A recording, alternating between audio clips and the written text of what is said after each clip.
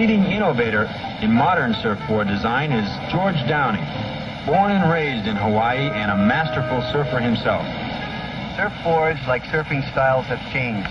The old Hawaiians using the old boards, which were anywhere from 14 feet to 16 foot long, weighing about 200 pounds, surfed Waikiki and surfed other places on the Hawaiian Islands with one idea in mind. It was to get on a wave and to make the longest ride as possible.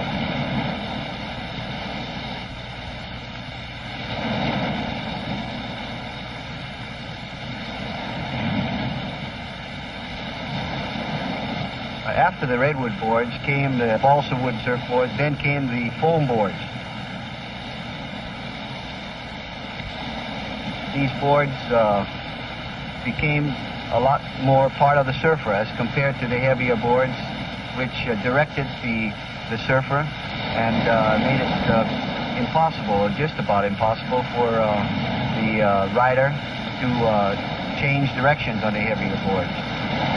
The lighter boards became part of the surfer's feet, became part of him, and as such allowed him to become more creative.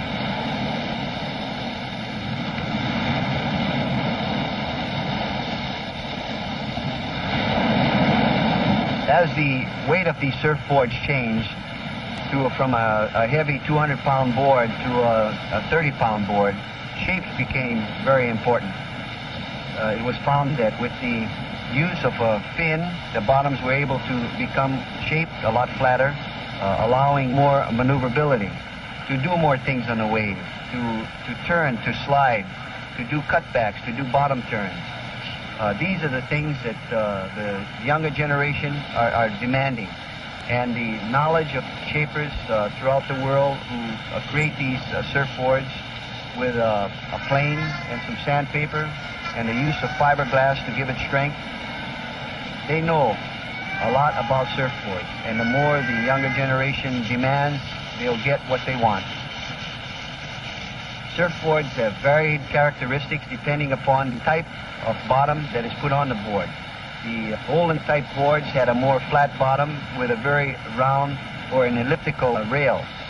As boards became lighter, they became a lot flatter, and when the skeg started to be used, even flatter more. As the demands of the younger generation has come about in the last 2 to 3 years, we are finding that a little more rounder bottom, very similar to surfboards that were used somewhere in the 40s, are becoming very useful in cooperation with the skeg.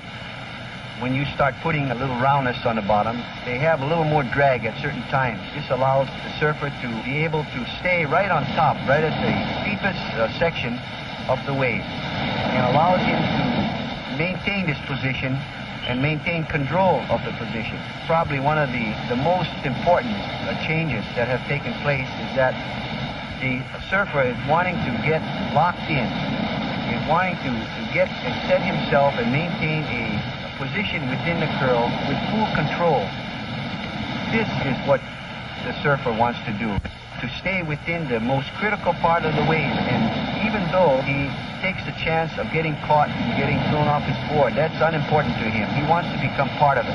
He wants to become part of this massive wave. He wants to become part of this feeling of being suspended on a cliff, of falling, free falling from different sections of this cliff, and yet after free falling, being able to catch himself and continue on.